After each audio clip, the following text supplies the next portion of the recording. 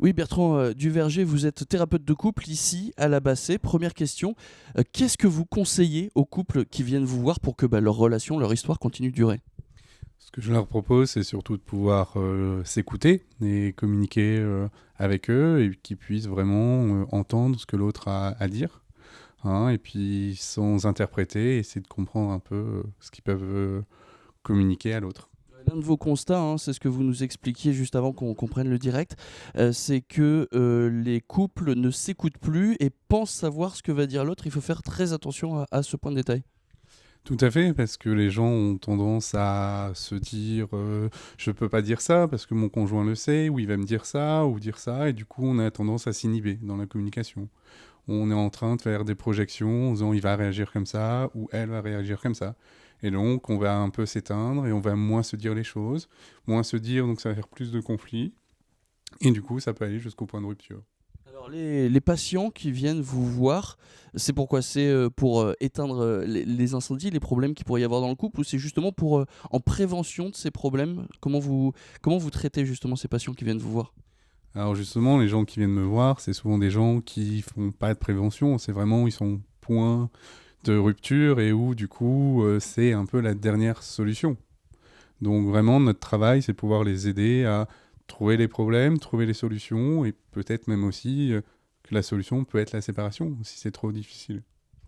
Qu'est-ce que vous préconisez comme autre solution? Parce qu'il n'y a pas que la rupture, hein, sinon ce serait un peu facile d'être thérapeute de couple, mais comment vous faites?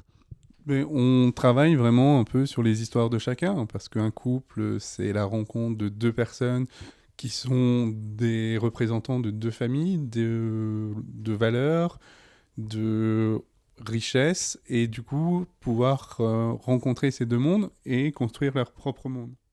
Alors il y a aussi forcément des problèmes dans des couples. Vous parliez justement, ça peut aller jusqu'à l'infidélité. Parfois, on vous en fait part sur ces fauteuils, sur ce canapé. Comment vous arrivez à soigner, à parler de ces problèmes? Alors, sachant déjà notre but, c'est on n'est pas là pour juger les gens. S'ils ont fait tel ou tel comportement, c'est qu'ils ont des raisons de le faire, et pouvoir légitimer ces comportements, c'est vraiment les aider à pouvoir verbaliser autour de cette souffrance, parce qu'à la base, c'est des couples qui sont en souffrance et qui viennent nous voir. Et donc, on est là vraiment pour apaiser cette souffrance et qui trouvent des solutions ensemble. Alors si on est venu vous voir aujourd'hui, évidemment, c'est pour quand même parler de la Saint-Valentin. Est-ce que vous avez des conseils à donner, vous qui êtes expert, thérapeute en couple? Est-ce que vous avez déjà le premier conseil que vous donneriez à tous ceux qui préparent, qui ont préparé ou qui vont préparer leur soirée de ce soir? Le premier des conseils, ça va être écouter l'autre, hein, et éviter de penser à sa place.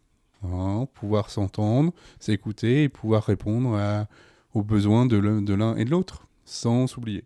Donc il n'y a pas de soirée idéale. Enfin, si, la soirée idéale plutôt, c'est celle que vous avez préparée exprès pour la personne. Il n'y a pas forcément un resto, pas forcément un bouquet de fleurs. C'est chacun fait ce qu'il veut, ce qu'il peut. Voilà, ce qui fait vraiment en fonction de l'autre et pour lui aussi. Hein. Parce que penser à soi, c'est aussi penser à l'autre. Est-ce qu'on peut vous demander, vous, ce que vous allez faire pour la Saint-Valentin, par exemple? Et moi, je fais un restaurant avec ma compagnie. Voilà. Donc voilà, pourquoi pas, ça peut être une des idées. La Saint-Valentin, est-ce que ça peut être aussi l'occasion de remettre les choses à plat, vous disiez, c'est ce que c'est un peu votre mot d'ordre, c'est de tenter de parler, voilà, tenter, la Saint-Valentin, faut y aller les yeux fermés.